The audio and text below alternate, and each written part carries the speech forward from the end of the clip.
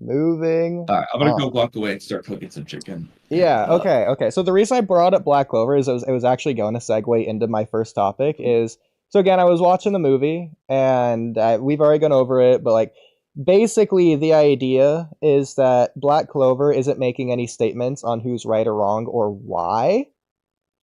In fact, the movie itself directly calls on this to where the villains obviously think they're right and the main characters are fighting against them because is whatever. But at one point in time, whenever the villain's about to be defeated, like at the climax of the fight, the villain is like, "Who are you to decide who's right or wrong?" Because the villain thinks that he's right and he wants to decide that the main characters are wrong, etc., etc. And the main characters respond with, "To me, it doesn't matter who's right or wrong, because I'm just gonna fight for what I believe in." And so that's this is saying yeah, that even if they're wrong, they're gonna fight for their wrong side because that's what that's they believe straight in. out of Death Note, bro. Yeah. And so I think this concept, you can disagree, I think this concept applies to Naruto.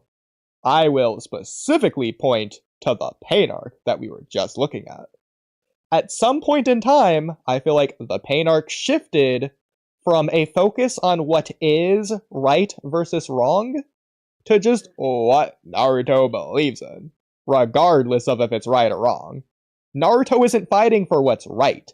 Naruto's fighting for his side, regardless if it's right. He doesn't care if it's right. He's fighting for what he believes in. I think that's a clear fundamental shift, which is something that I've been explaining about the pain arc. That's just another way to explain it, You though. could say that. The only caveat would be he kind of just like gives up and admits defeat to Pain with that, and then Minato convinces him that it's almost like he's convinced he's wrong, but Minato convinces him he's right. So obviously there's like a positive and a negative stance when it comes to who's right and who's wrong. But then you have something called a neutral stance, and a lot of people don't understand what this is. But this is basically the stance that I was taking against Mello, and I don't think Mello understood this in that like whole Sarada debate. That I was saying we just don't Oh know yeah, yet, so we can't make any definitive statements on whether she can or can't do something because we don't know. So my stance was that Mello shouldn't be confident in either way. I was taking the neutral stance. It's not that I had no stance, because debaters would use that to say that I conceded, but that was never my stance. Six has explained this in the past, probably in better words than I ever could, but he said that Six has lost debates because the judges just don't understand what a neutral stance is. So this is apparently a thing that a lot of people just don't know, but it's very important, in my opinion, especially in regards to this current conversation. But yeah.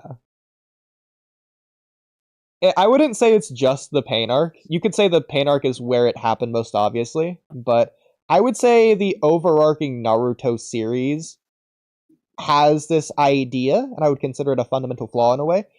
Because I'm sure, Land of Waves, you would agree. You see the shinobi system, Naruto says, "I don't like that. That's wrong, and I'm gonna change the world."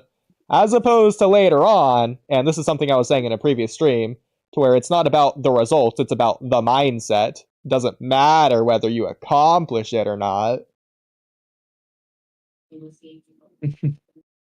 And you seem to agree when I was giving that sort of idea. And that sort of applies here as well.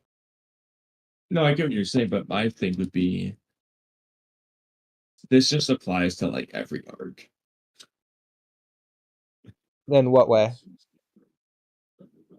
A lot of just this con of the it's not about who's right or wrong, it's about what Naruto believes in. Like that's just the whole story, bro. I hate to say it, but like in the Sasuke retrieval arc, it's like all the arcs, the whole arc, every arc, it's the same thing over and over again. So like you can't use this as a pain arc critique, unless you're gonna use it for an every arc critique.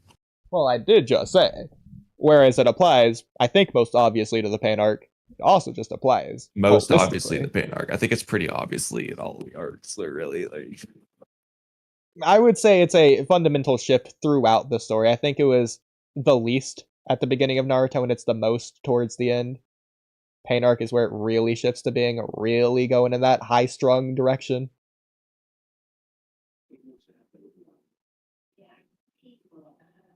In my opinion.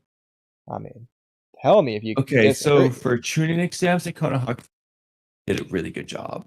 So we can ignore that. Okay, I Okay. see why you're saying it's. I'm just trying to think through each arc. Yeah. You could argue Sasuke retrieval arc, Well, I like how you pointed but that then it out, stops. considering Naruto failed in that arc. So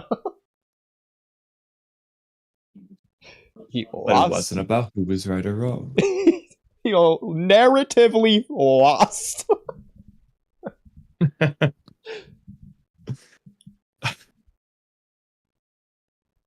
But you get the idea Okay, I'm then I going guess for. you could say it starts with the pain arc, Okay. I'll take that. I'll take it. Okay. but I meant to say this. I think it's freaking fucking Hey, you don't have to see this as a flaw or a critique. The very minimum is that you agree and understand that it is indeed there. You can have a different interpretation, but we both agree on the same thing at the very least. Yeah. Okay. That's all I needed for that. So, moving on.